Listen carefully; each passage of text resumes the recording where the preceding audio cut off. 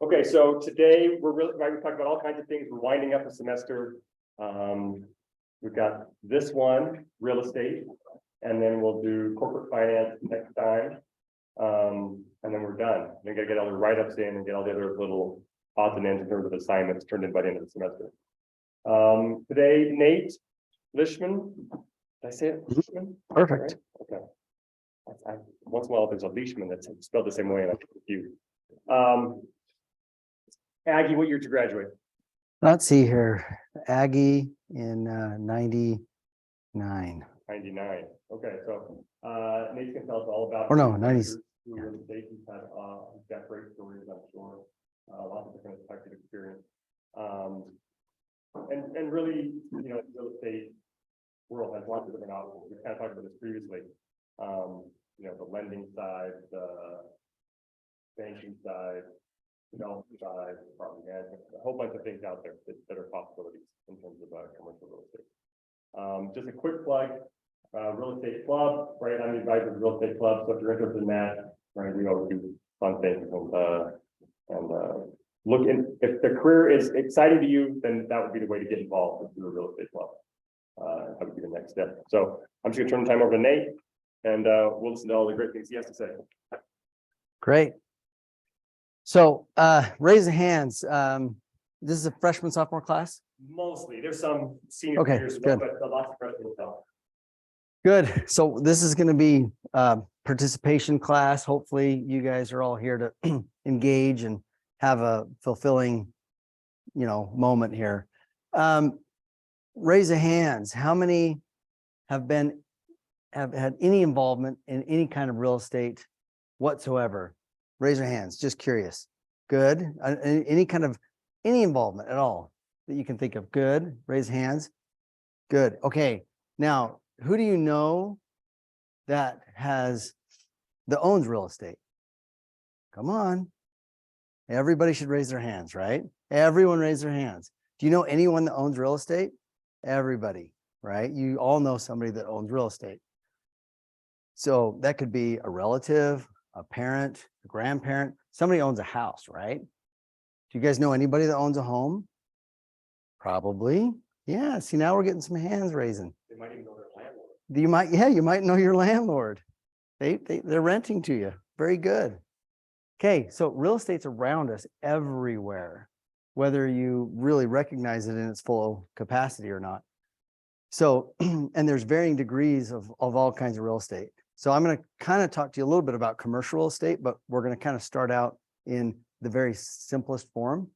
So does everyone know what your career paths are right now that you're going to graduate in? Raise your hand if you know. Seriously? Nobody knows? Okay, well, right here we have two. Okay, you guys are pretty sure what those career paths are? It's going to change probably twice. Okay, anybody else know? No? You're still deciding? So mine changed probably 3 times by the time I figured out what I was going to do. So that's okay. That's part of learning and absorbing, and that's probably what this class is for, right? Yeah, getting exposure, talking to professionals, getting a taste and feel of all of it. It's good. It's great. All right. So do you guys want to learn a little bit about what real estate's about from one person's perspective? Yes. Okay, good. Now there's tons of different sub industries in real estate. I mean, lots and lots of different things. I'm going to talk to you about mainly development because that's kind of what I've been involved in for a very big, large company. I spent 15 years in a very big commercial real estate development company. And so we'll dive into it, but we'll start out really easy for basics so that you guys can kind of get your feet wet. So this is kind of what we're going to talk about, and we can spend as much time diving into questions. I want you guys to stop, raise your hands, jump in, and spend as much time digging in. We're going to save some time at the end. So we got about 1 hour, right? So about roughly 2:30. So I want to spend about 5-10 minutes at the end for sure where you guys can just dig in. Do you guys have calculators, laptops, Excel? Okay, so we can kind of dive in if you want to. But this is kind of what we're going to go over, you know, a little bit of background. We're going to talk about investing in real estate, which all of you guys can do right now. Do you think you can? Do you guys think you can invest in real estate tomorrow, like over the Thanksgiving break? Do you think you can dive in? How many people have bought real estate yourselves? Raise your hands. Nobody? We got Ryan here. Anyone else? Nobody? Who wants to? Do you think, is there any reason why you can't buy real estate like this weekend, get on over Thanksgiving break, look for some good real estate project and buy it? Is there any reason you can't? We'll get into that. There's no reason you can't. Yeah, there's no reason you can't. I'm serious. I'm living proof of that. I'll talk to that in a minute. Market cycles, we're going to talk about that, a little bit about the current market, talk about some real estate jobs if you guys are interested, and then some career advice, and we're going to talk about questions. Hopefully that's a good platform. If it's not, tell me, we'll change it. Okay. So this is just a little bit about me, really quick. I got my real estate license when I was your age. I was a young buck, 21 years old, got my real estate license. I was an Aggie, went to Utah State, and I was sitting right here in your position right now, and I thought, much worse classroom. Way worse. I was in that junky old building over there. Didn't have this one here, and I didn't think I was going to do real estate. I was accounting, boring accounting, so lame. Somebody told me to do accounting, so I got my accounting degree. Literally, like I was pulling my hair out. That's why I'm gray mainly. So anyway, that's what I did. I got my accounting degree. Then I went to the University of Texas, got my MBA. That was fun, a lot of fun. Thought for sure I was gonna, remember when I told you guys twice, change your mind twice? Yeah, this is my twice. MBA, and then I ended up doing a Master of Real Estate and Development up at the University of Utah, but I'm still Aggie at heart. And then I went and got some other credentials, certificate in urban planning, CCIM. And then I worked, these are kind of some other work platforms. I mean, I did sell real estate at Coldwell. This is kind of in order here. Wasatch Commercial with Deloy Hansen. I don't know if you've heard of Wasatch, big company. And then I'm doing my own thing now. So when I told you earlier that you can all do this, this is how I got started. You guys can do the exact same thing this weekend. Okay. I was living here, Utah State, like you guys, sitting in a junky landlord, bug-infested nastiness, right? Which you're all probably doing. Maybe some of you are living in some high tower somewhere. I don't know. I was living in some dump. And I just got my real estate license. I thought I was really cool. I was young. People didn't take me serious because I look like a baby. I still probably do, other than the gray hair. And I thought, I can do this. I can go buy a fourplex. It's not that hard. Money. Who said money? Bob over here said money. Is it Bob? No, it's not. It's Preston. Preston said you need money. Do you really need money though? You need access to money. Access to money. Well, I figured out a way where you didn't actually need money because I had my license, right? And I used my commission as my down payment. And I found a loan that only required 3% down. So I bought a fourplex. No big deal, right? So that was the first one right here. Whoops. I'm going to show you. That's it right there. So I bought a fourplex up by Utah State. No big deal, right? And we'll get into the calculations, but you can all do this. Then I bought another one. Same thing. I had to refinance the first one, get it into a conventional because you can't get 2 FHA loans. We can talk about loans later. Then I pulled, I'm going to kind of talk about it, but then I pulled the equity out of this first one, started investing into large scale investments with the company that I was then working for at that time. Then I pulled the equity out of this one years later, started investing into other real estate projects, and that's how the snowball rolls. So that's just a big picture on how you guys can do the same thing. Now, you don't have to invest in big projects like I did. You can just keep this snowball rolling, right? Take the equity out of that one, pump it into another fourplex, take the equity out of that one, just keep rolling it into other deals. Next thing you know, Voila, lots of equity. Seems simple, right? It is. It is simple. It's not hard. Just the numbers have to work. If you want to get in the numbers, who wants to buy a fourplex this weekend? Or a duplex, or a triplex, or whatever. It's not that hard. Okay, so I don't want to claim this because it's kind of a dump right now, but still own it. Still in the other one too? Yeah. Why would you sell? Don't sell. Well, unless you have a ridiculous offer. So I bought this. You know what I told people? So so someone want to throw out their name, Preston over here. So Preston, he goes and buys this fourplex, but he needs to rent it to other students. I had to tell people I was the manager, which I was. I formed an LLC. And I said, I'm the manager of this LLC. I'm renting it to, Preston's renting it to all these people that are the same age. It's kind of weird a little, right? So that's what I did. So I rented it to all these people and they just thought I was the manager working for the owner, which happened to be myself. It's okay. It worked out till I graduated. So that's it. You live there too, or just rent? Yeah, I live there, free rent. Okay, so that's the first one. Well, and I want to point out, see, I did an owner occupied FHA loan, 3% down. I used my commission as my down payment. Now you don't have to do that. You can borrow 3% from somebody and get an FHA loan. Okay, next one. This one was in North Salt Lake. I moved, did the same thing. By the way, I had to refinance this. Oops. I had to refinance that one into a conventional loan. And I thought, by the way, when I refinanced that one, guess what my interest rate was? After I refinanced it and got a 1% lower rate. Guess what I got? 7%. I was a hero at the time. 7%. Now we're back up in the sevens. That's normal. So anyway, there's number 2, did the same thing, zero down again. So I got 2 fourplexes with no money out of pocket. Don't necessarily need money. You just have to have a real estate license.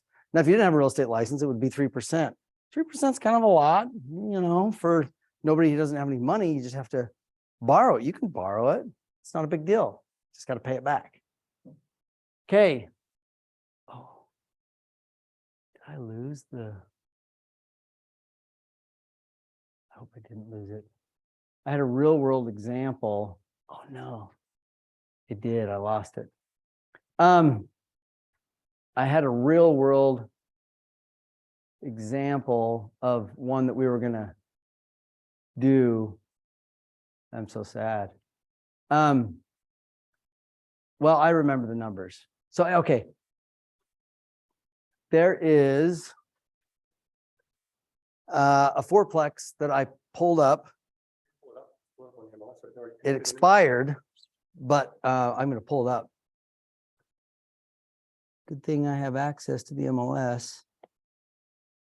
Do you guys want to look at one, like a real life example? One. So there's a guy I know who said, hey, Nate, I've got 4 investment properties right now that are up by Utah State that I would consider selling. I met with him, took him to lunch, look to see if it would make sense. I was going to tear them all down and build like a big mega student housing center. It was up on 7th North and 8th East. Not far from, here, let's go right here. And how do is it shared screen over here?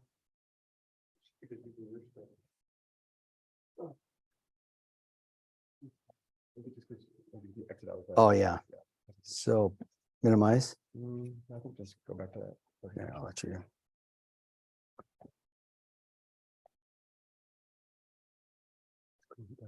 Oh yeah, there you go. Oh, that's okay. I got it. So let's go to the MLS. No internet. Okay, what was on?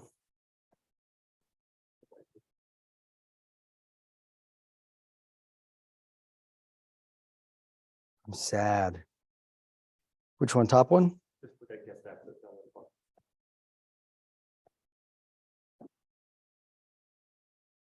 We in?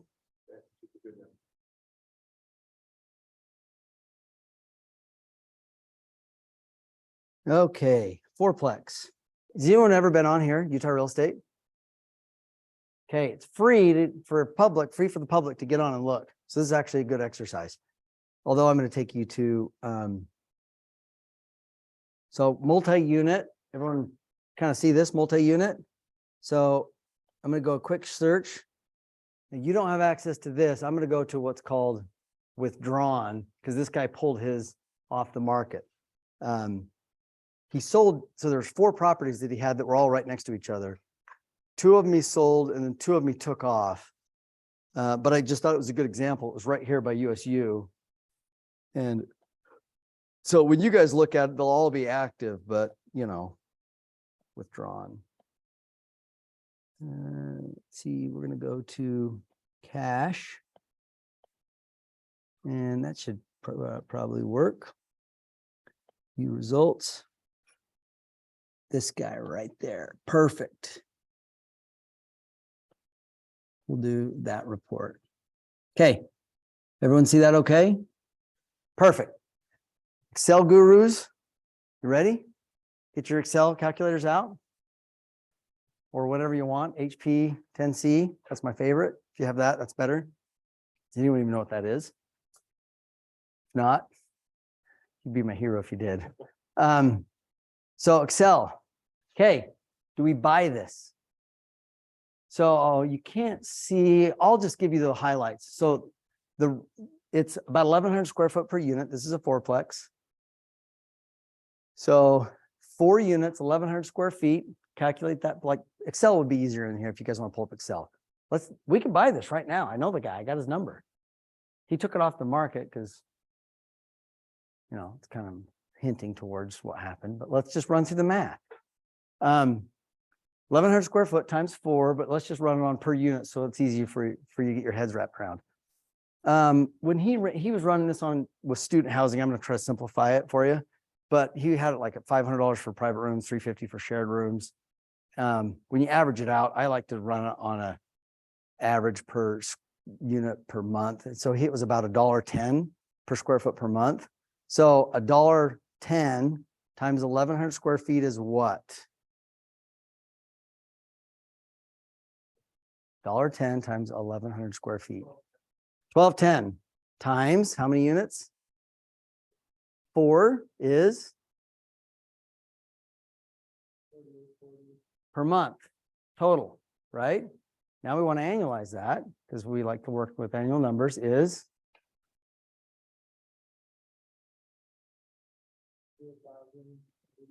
how much louder? $58,000 a year. That's your gross annual income.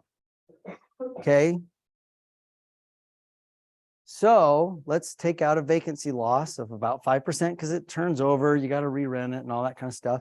So take that number times 95% because you're taking 5% out is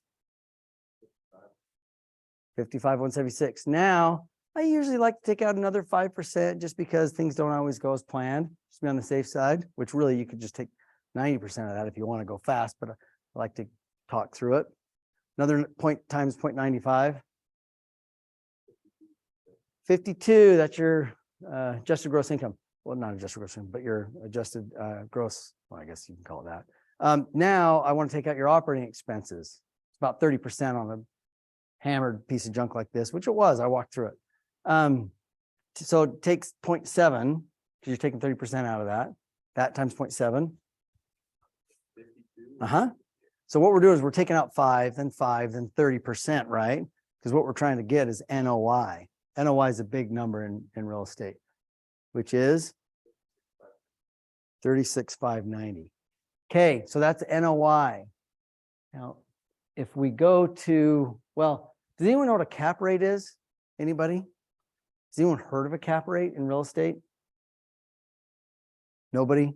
Nobody knows what a cap rate is? So you do, yes. Yeah. What's your name? Jordan. Jordan. Save the day. Cap rate.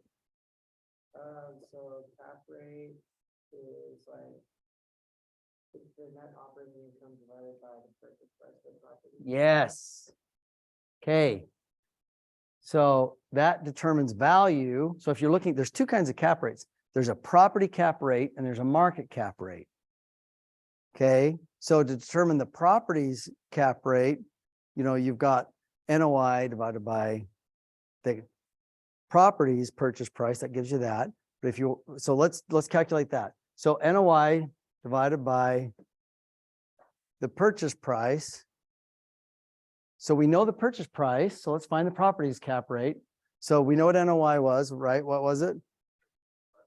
Divided by their asking purchase price is. So we're finding the property's cap rate. What was it? Yeah, they're Million, so it's 3.6, right? yeah. What was it? 3.6 is the property's cap rate. Okay, now what is market cap rate for this kind of a property? I would know. It's not 3.6. It's higher than that. That's why it didn't sell. So in cap rates, you want to buy. Sorry, I said that backwards. So you want to buy, well, actually, no, the market cap rate's higher. You want to buy the property cap rate higher than the property's cap rate. And I wish I had my other slide. It actually illustrated this whole thing. It was called Real Estate 101. I'm super sad it didn't make it in. But so the property's cap rate and then market cap rate, if you buy it, it's like buying high, right? You don't want to pay more for a property than what it's worth, right? So let's say, take that same calculation of right there, 36,000 NOI, divide that by 0.05.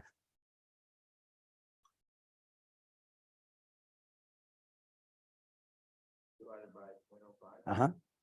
That's 731. 731. So that's the value of the property. That's the market cap rate. So what's this property worth if that's the market cap rate? 731. But he's asking $1 million. So why didn't it sell? Because it's not worth that much. That's why he took it off the market. You guys get it? So the reason this was clunky was because I had all this mapped out in a detailed by detailed point in this slide that didn't end up. So I apologize. Go ahead. Take it off. What's that? When did you take it off? Right here in July, right there. So is it back on now? No. Mm-mm. Yeah. There's another one next door. It's a duplex right next door. So there's two of them right next It's to not each price was up. Yeah. Would be close to that. other. Yeah, if you could buy that for 750,000, solid buy. Solid buy. So I'm taking you through the mechanics of it because most people are just like, well, I don't know how to value a property. Now, how do I know that the market cap rate for that is 5%? You can look it up online. You can say, what's a market cap rate for, Class C multifamily? Yeah, it's around 5%, right? Now, really good Class A stuff, that's like 4%, It's changing. We'll get into that a little bit later. But there's another, that's how you quickly look at it and say, well, am I paying too much for it? Because you got to have that equity spread. There's another step, it's called cash on cash. Okay, so we had the 36,000 NOI. Do you guys want to know how to calculate cash on cash? Because that's important, right? What if you buy it and you're like, oh, okay, cool. I'm buying it for less than it's worth. That's step one. So let's pretend that he slashed his price and he said, okay, you guys are right. You're smart. You went to Ryan's class. You know how to analyze this. This guy's name is Mike, the seller. And you go meet with him and he's like, okay, great. I'm going to sell this for 750,000. So I'm going to sell it at market. Now what's step two? You guys got to know how much this is going to cash flow, right? So what was the NOI? 36,000. Now we got to take debt out of it because you're going to have debt service. Then you got to find out what your cash on cash return is. Wouldn't that be important? Okay. So 750,000 is the purchase price. What is your down payment on this? 30%. usually. Unless you do a 3% down, which you guys would. You guys want to do it on your scenario? Let's do it. So what's 3% of 750? 20 grand maybe? There you go. Okay. It's nothing for you guys. It's easy money. Okay. So remember that number, 20 grand. So now you got 730,000 as a loan. So who wants to run that in on an amort schedule real quick? 720,000 roughly on and actually these you can do a mortgage. You can do 30 years at 6%. Who wants to run that real quick? Can't do that in my head. I bet you're. What are you? 4 grand maybe.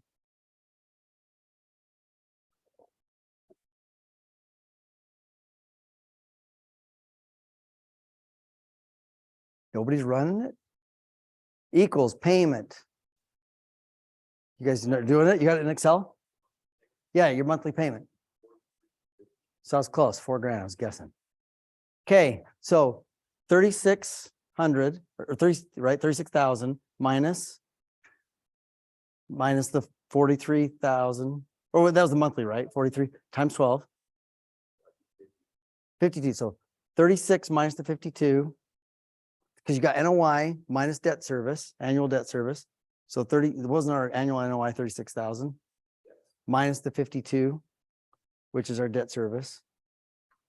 So it's like 22 maybe or 15. Okay. So 15,000 is our cash flow. Now, what was our down payment? So that divided by, so we have our cash flow. It's going to be awesome. Cash flow divided by our initial upfront capital, right? So 15,000 divided by, yeah. So what is it? So we're going to run the math. You guys following me? I wish I had my spreadsheet. This is really clunky because so annual cash on cash divided by your initial upfront capital. 15. So sad about how much. Probably it's a negative 15. Oh yeah, it's 15,000 divided by. No, it's a negative 15,000 because it's. Oh, negative. 51 for the year. Oh, that sucks. So we don't want to buy it. Lame. So we got to go. So we're like, okay, we're buying at market, but it's a negative cash on cash. Why is it negative cash on cash? 2 reasons.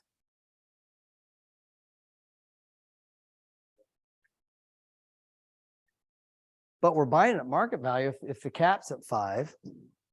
Interest rates. Interest rates are a little high, and we're in the market's probably not at a 5 cap. The market's probably not at a 5 cap. So that you wouldn't buy this one, right? Or the last thing is you probably need to get rents a little higher, right? But I've been in this thing and you're not getting rents higher based off of the way that this thing is currently sitting. So we are negative cash flow. That's because debt service is killing us. But the other equation is you're only putting 3% down. That's nothing. If you put 30% down, you might make a teeny bit of money, but not a lot. I mean, you're probably breaking even.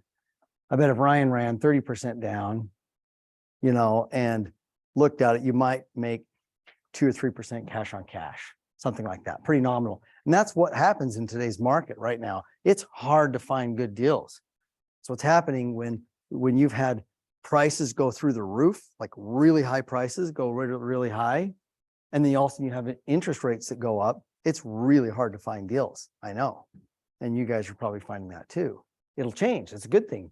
It's all going to change. The market is going through correction right now. You guys are right at the beginning to watch all this. 30% down, you're about even.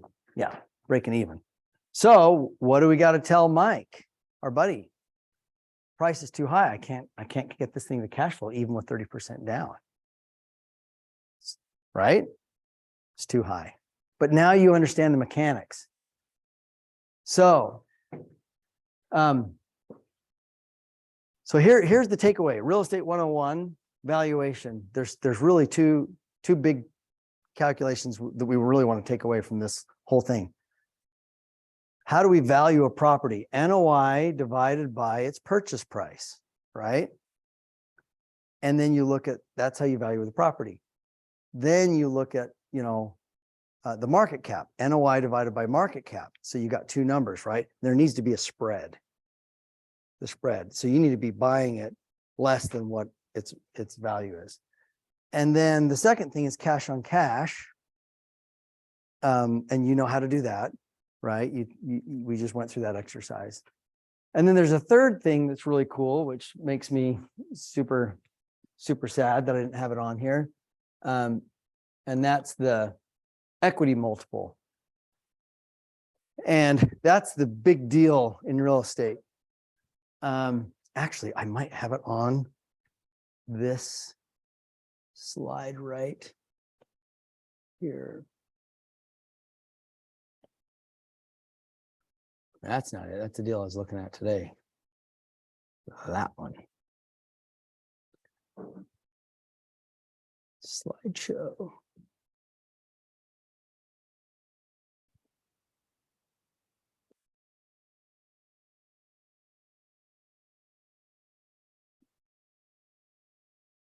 So sad. Okay. So now we're going to get into bigger projects if you want, but it's the same calculation. Okay. Do you guys want to analyze what we just did, but do it on a bigger project? It's the same thing. It's just bigger numbers. Okay. So this is a deal that I was involved in. I also invested in, and I broke it down right here. It's the same process that we just did, bigger numbers. Okay. It was 46 million to build. In this, actually, let's do this other one because we just were doing multifamily. Let's skip this one. Okay, 31 million. This is another multifamily deal. 31 million total cost. 189 doors. This was a while ago, so it doesn't cost that much anymore. It's more than that. So it's 166,000 a door. Sorry, I didn't put dollar signs on here. I did this really fast right before I came over. That's why I lost the other slide. So NOI is 2.2 million. So that's our annual NOI divided by a 4 cap equals total value of 55. Okay, what it cost? 31. So if we were, once it's stabilized and built and it's 55, is that a good thing? Yeah, it's good. Okay. So now let's get into the equity multiple. I mentioned that earlier. Everyone wants to know what your X is. You hear that and sometimes like, oh, what's your multiple? So you take the 55 million minus your loan amount. You don't go 55 minus the 31. You already know that you built it for 31 and you got your 55. You already know you made money. But what you're saying is your 55 million minus your loan, you got 32 million in total equity. Okay. That divided by your initial equity. That's the money that you remember on ours. It was 2 million, or what was our 3% down on our little fourplex? It was like a couple thousand, 20,000. Yeah. So that 20,000 that's what we put down on this. It was 7.9 million. Okay. So 32 divided by 7.9 is, oops, that was fast. It's a 4. It's not 44. I wish it was 44. That was me typing this really quick before I came over here. That's a 4x. It's a 4 times multiple, 4 times. That's awesome. Okay, you don't get these deals anymore. This was back in the good days. During the market, climb. So 4 times multiple. And then when you want to look at your cash on cash, we had 1.5 million. Sorry, I did this really fast right before I came over here. 1.5 million in distributable cash divided by your 7.9 of initial equity. That's a 14% cash on cash return. So it's the same process we just did, on the fourplex. Now we're just doing it on a bigger project. It's the exact same, identical. You can do it on a fourplex. You can break it down on a multifamily, or we can do the same thing on an office building. It's the exact same thing, right? So we'll do it one more time and then you guys have this down and then we can move on to whatever you guys want to talk about. Build it for 46 million, 170,000 square foot office building. So I always like to kind of break it down on per square foot. We build it for, see on the other one, it was per door. It's 166,000 per door. This commercial stuff, you break it down on per square foot, $270 per square foot. NOI, 3.7 million. I kind of cheated a little bit and I took this up 4 years after stabilization because I wanted to make it look really cool. Like we're making a ton of money, right? It's not like that in year one, but you know, so it's worth 74, 75 million. Okay. That's a lot of money. That minus the loan amount, not what you build it for, equals 38 million in total equity. So total equity divided by your initial equity, that's another 4x. That means if they sold it, we'd get all of our money back times 4. Suck. That's a lot of money, right? Huh? The horizon to get that 4x on here, is that 4 years then? 4 years after stabilization. After stabilization. So Maybe 2 years to build, a year, 6 months or so pre-development, 8 months. So this is probably, so at that point, that's probably about a 7-year from upfront money. But that's okay. I'm okay with that. I'm in it. It's not producing, this kind of cash flow right now because the second floor, they vacated, they had a right to vacate the second floor. Long story. So it's not producing that right now. But I'm okay. I'm okay with it. So that's it, guys. And every deal has usually standard stuff. This is what's called the sources and uses. Break down where the money coming in, the money going out, and then you have, I'll skip this page. Then you have a cash flow. You can't see it. I do that on purpose because it's all proprietary. Anyway, this is all the years, here's your revenue, here's your expenses, here's your NOI, here's your debt service, and distributable cash and your returns. That's it. Do you guys like it? Questions? Come on, there's got to be some questions. Who wants to buy a duplex, fourplex, a townhome? Okay. What are you going to do? Tell me your process this weekend. What are you going to do? Yeah. Question. So from buying a duplex to then investing in very large projects, that's not an overnight thing. Kind of talk through how you went from that first duplex purchase to then investing in big deals and doing all these things on your own. Right there. Pulled the equity out of my fourplexes, and then I invested as a small 0.5% owner into those other deals. Now, if you don't have access to those, I get pitch decks all the time from all these big commercial groups, and they're looking for, you could syndicate with groups. If you want to form a company, they've got minimums. It's usually 100K or something like that. You could bring in a group and invest in these big projects if you want to. I've got 4 of them sitting in my inbox right now over the last couple of weeks. If you want to come into these big deals, right?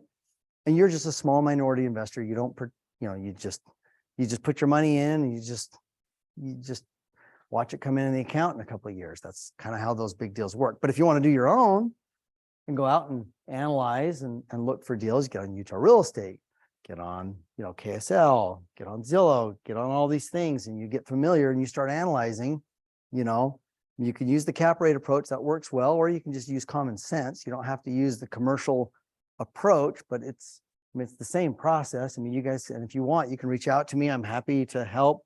Get involved with Ryan, the Real Estate Club, get involved with the Utah Real Estate Challenge. There's a lot of good resources to help you. It's not that hard. I call it the 3 C's. You got to have access to capital. You don't actually have to have money, you just have to have access to it. Courage and some capacity. You guys all have capacity because you're sitting here today going to school.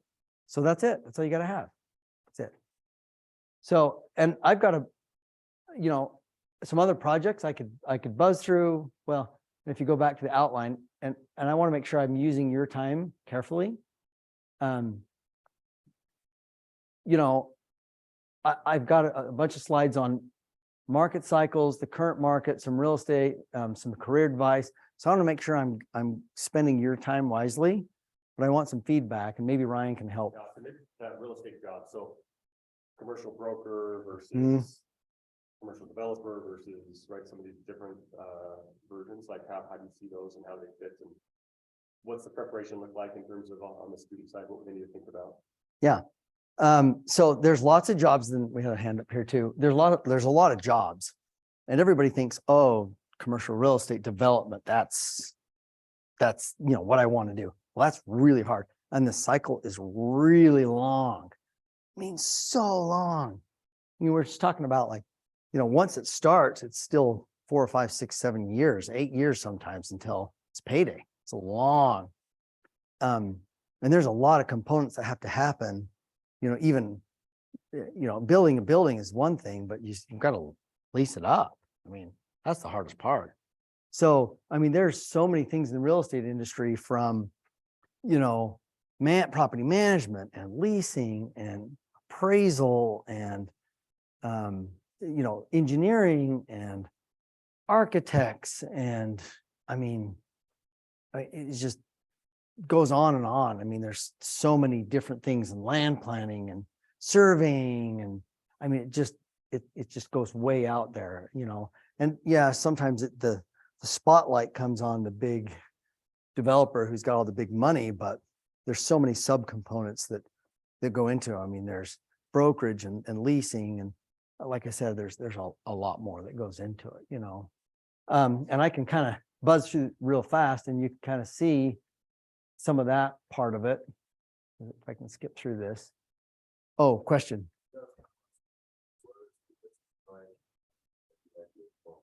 Yeah, lost a ton of money. Nobody wants to talk about the ones that they lose on. Nobody. So when you're out there talking to people, everybody wants to talk about, oh yeah, I made so much money on this. And you talk stock. Who's in finance who likes to talk about their win? Right now, nobody wants to talk about how their stock portfolios are doing, right? I mean, I've lost money on some terrible stock deals. I don't ever want to tell anyone about those. No way. I want to tell them all about my wins, right? But look, if you do nothing, you will get nothing. So go ahead and do nothing. That's what you'll get, right? But if you diversify your investment strategies, a little and a lot, it's okay if you lose a little to lose. And then what happens if you do something? You'll get something, right? So let's keep buzzing through. So I've been involved in a lot of projects, retail, small retail, and all these that I'm showing you, I've been involved in them all, and I've personally invested in all of them. This is industrial, 311,000 square foot project. I'm going to skip through them because it's just a lot of boring numbers. This is a big master plan mixed use project out in Harriman. It had everything. It was really cool. I'm going to kind of skip through it. 600,000 square foot project. It was really, really fun project. What's this one? Oh, this is a hotel in Draper. Assisted living. This is the one in Farmington. Those are different. They're you invest in the real estate and in a business in itself. Oh, real estate funds. So I invested in this fund.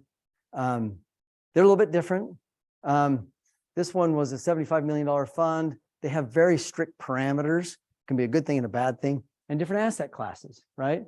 This one's about to expire. We're probably in year, 9. Well, that's the assets. We're probably year 8, 9 of this particular fund. And it's good. This one turned out okay. I invested in their first and second fund. I did not do their third or fourth.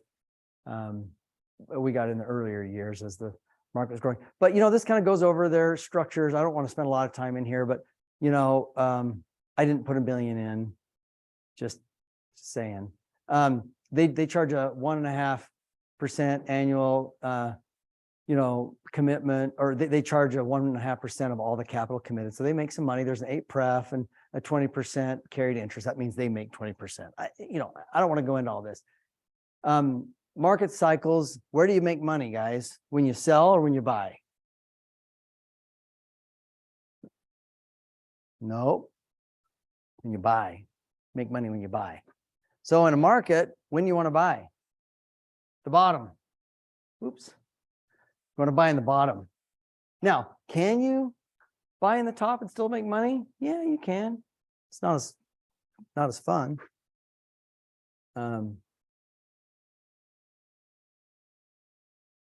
So I can kind of hit market cycles really fast. And then we have a few minutes we can chat. So I just want to talk about unemployment. These are all on my website. You can go to the source, direct source is what I recommend, So this is inflation, or not inflation, sorry, unemployment. And you can kind of see when inflation's interesting how high inflation hit with COVID, how fast it dropped. Blew my mind. I did not expect that. But anyway, you can kind of get on and you can see and like track where we're at, like good indicators, right? And this isn't an economic class, I'm going to skip through cap rates, but this kind of shows you cap rates, what I was talking about, how they've trended over time, right? Look how low they are right now. Crazy low. Why are they so low? Anybody know why they've been low? Interest rates have been low. Interest rates, super low. Now they're going up. So cap rates are probably going to go up, right? They usually kind of track with the T-bill, right? So your 10-year T-bill, you can see the spreads and how they've been pretty consistent over time. See that? So anyway, you can look at GDP, like all these. I'm not going to go into all this because, you guys all fall asleep. So this is like a longer term, unemployment rate. And this is kind of where we're at right now, just to kind of track. This is all current stuff. What's this one? Oh, this is inflation. Yeah, look at that. I like to see that. It's good. For a minute, we'll see. Don't let it, it's just a teaser. Is it a teaser? I don't know. Could be a teaser. Maybe it'll just shoot back up, or maybe it's just gonna keep going down. I don't know, but I like to see that that's coming down a little bit. So anyway, so this is SOFR. This is what rates have done over time. Look at that, and they're just crazy. Okay, this is the Federal Reserve. This is interest rates climbing over time. I love it. It's so great to see interest rates rise. It's so fun. So anyway, this is just my question to you guys. Lots of wealth creation over time. That'll come over the next 2 years. That's what that's all about. Oh, this is what I mentioned earlier. Utah Real Estate Challenge. A lot of opportunities. There's a lot of opportunities, more than just development. That's what I was talking about. Humble yourselves. And if you find the right company that you want to work for, offer to work for free. Sounds crazy. You just spent all this money to go to school. Now you're arrogant, like I was. And then I got schooled, humbled. Find the right company you want to work for. Tell them you'll work for free as an intern, and then just kick butt, work your butt off in there. And that's the easiest way to get the job you want. Just a little advice right there. So I just pulled up Indeed just for fun. There's 317 full-time jobs available in Utah. And these are the price range right now, today. I'm hiring. If anybody wants to come work for me, it's crappy pay, but a lot of fun. But anyway, so check it out. There's a lot of stuff out there. I mean, that's not a lot of high-paying jobs, but there's What kind of jobs were these when you did the search? they're all kinds, all across the industry. They weren't specific. I should have dug in deeper. I was hurrying. So this is kind of what I want to get into, and then maybe some career advice. Somebody asked earlier, here's the biggest challenges right there when you get into big real estate: capital and guarantors. It's hard. Got to sign on the dotted line. They want some blood, right? Okay, and then the next section I want to talk about, this is all just career advice, stuff I wish I would have known when I was your age. And I wish there was more people telling me things for me, but take risk. What do you guys have to lose? It seems like a lot. Do I have blood money in here? I think maybe I took that out. Okay, do you guys know what blood money is? Blood and sweat money? So right now you guys probably worked your guts out making like, minimum wage at McDonald's flipping burgers. It was terrible, right? Hard money. And then you put it in the savings account and that's yours. No one's going to touch it, right? I mean, you want to go buy something very precious. It's like your precious money, right? Okay. And then you go to college and you're going to hold on to that. No one will ever take that money from you. It's going to sit in your bank account. And you're going to watch that grow till you're dead, right? One day, you're going to look at this and you're going to play it. Do I have Monopoly on here? I've done these presentations over time. Maybe I don't. Somewhere in here, you got to turn money into a game of Monopoly. It's just a game. What do you have to lose? 5 grand, 2 grand, 10 grand, 50 grand. So what? So what? It's just money. Turn it into a game. I know it seems like it's hard because it's that McDonald's money that you worked so hard for, but in the end, it's basically zero, right? Like the $1,000 is like zero. Like right now it's a lot, but when you're retired and you're older and you're worth a lot, you're going to look back and you're going to be like, seriously, I didn't take the risk. Take the risk. That's what I'm saying. And then I already talked to you guys about diversification, invest a little, a lot. Surround yourself around really smart people that are way smarter than you. Find a mentor. This is just good advice. And you get done at 2:30. So I want to make sure there's questions. So, and I think that's most everything, I think. I want to make sure there's time for questions, so. Questions? Yeah. How long did it take you to get your real estate license? 2 months. Could have done it in 5-6 weeks. Can you elaborate a little more on what your path looked like? I know you said kind of some of the education you've received, but what exactly you've done? Because you mentioned you worked for a big firm. Go into that. Yeah, you don't need to work for a big firm, I mean, I chose to. I just felt like it was good experience, created a good resume, good credentials. But like for me, my big thing was I bought a fourplex and then bought another one. And then I had equity that I could get a line of, that means line of credit, right? When I got a line of credit on it, and then I used that to invest in another one. That was huge. If I didn't have that, I'm telling you, that was everything to like kickstart everything that I could have ever done. Your first position at Water? I started there at, it was a lame position.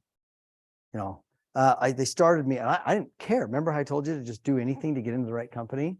I just took whatever I could get. They started me out as a parking, to figure out their parking, all their downtown parking. So I had an MBA, accounting degree, real estate license. I had all these credentials. And there's like, we just need someone to figure out our downtown parking. And I said, I'll do it. Hire me. Done. I went in there and I just kicked butt. I mean, I just put in the long hours and I just worked my guts out. And then, boom, now what? What do you want me to do? I'm ready. Let's go. Leasing, commercial leasing. Then I did commercial leasing. Then I went into asset management. And then I ran one of their venture companies. 2 years, boom, boom, boom, boom. Well, the first one was like 6 months. That was done. And then just boom, boom, boom, boom, boom. Commercial leasing, asset management. And then it was split. I kept the commercial leasing and asset management. And then picked up. How would you describe the difference between those two? Asset management is kind of like property management. It's just at a higher level. So you have a lot of properties that you're responsible for, and you're involved on, more of the day-to-day. How do you supervise property managers and all the property management elements, and that type of thing. More property management related kind of. just to sum it up. And then leasing, I was involved in lots of lease transactions, acquisitions, dispositions. We'd lease large commercial leases, 25, 50, 75,000 square foot commercial leases, office, retail, industrial, commercial leases. That's what we did. Yeah. And then where did you end up with your final? We did development, Oh, you did development. and then I ran a venture company. It's called Avanti Executive Suites. It was a lot of fun. We expanded into California, opened it was basically small, little offices that we rented out, but we'd rent like 20,000 square feet, hire staff. It was like basically a business that Regis, if you've heard of Regis, it was kind of like Regis. Yeah.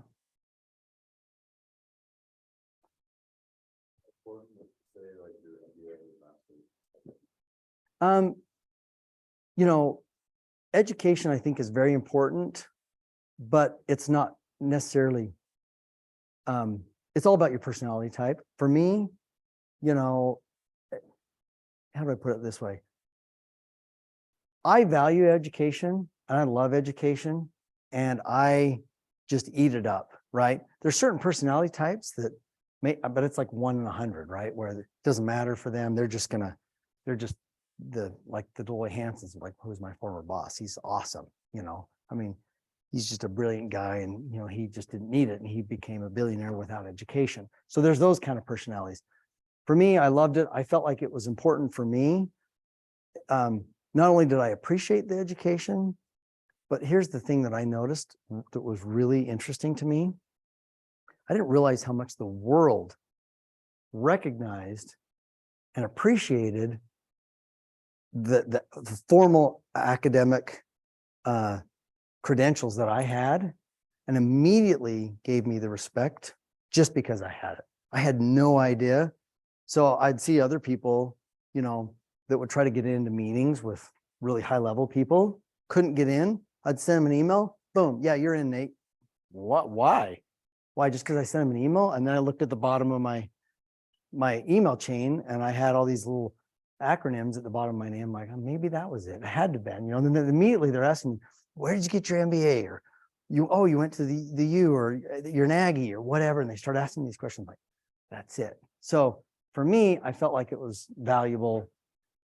That's just me. Once you get to the position where you're at, just kind of wondering what does like a normal day.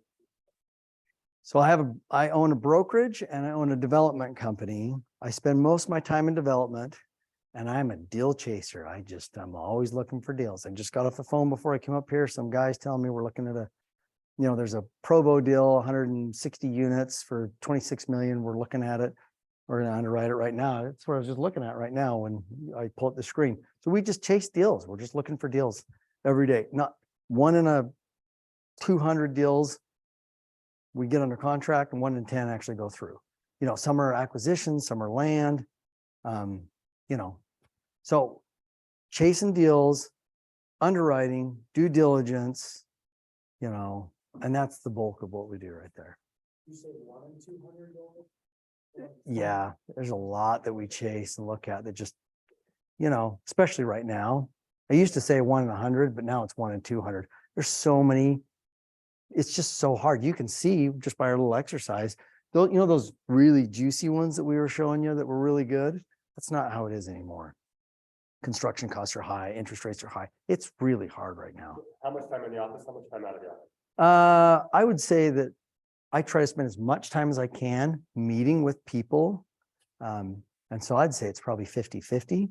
But, if there's not people to meet, then I'm in the office, I'm underwriting, I'm analyzing, I'm on, Zoom calls, or I'm on the phones chasing deals, So the 50% in the office, how much on the phone or Zoom versus on the computer? And I'm a spreadsheet guy. I love spreadsheets. So I love it, but I've learned how to use my brain. And so if I can analyze a deal like with my brain on my cell phone in the moment, I can make a decision like that. And then I don't have to waste my time on the spreadsheet. But I'd say, 30% of my time I'm on the computer, analyzing, underwriting, doing due diligence on deals that I'm working on. There's just mechanical, slow processes, that just take forever. I'm working with civil engineers, I'm working with architects. I'm just like, seriously, are we really moving like a snail, right? And then you got to review what they're doing and see if it's right. And you got to go do your own market research. Do I have to hire a consultant for that, or can I figure it out? And that kind of stuff, right? So that's all computer work where you're sitting in the office, analyzing and, doing your own little research. So, yeah. Anything else? Just about out of time. Final question? Would you say this is family friendly type job, like these? Yeah. Relatively consistent? So it depends on if you're in corporate America, and it depends on the corporation, right? Some companies are very flexible, some aren't. I mean, 3 years ago,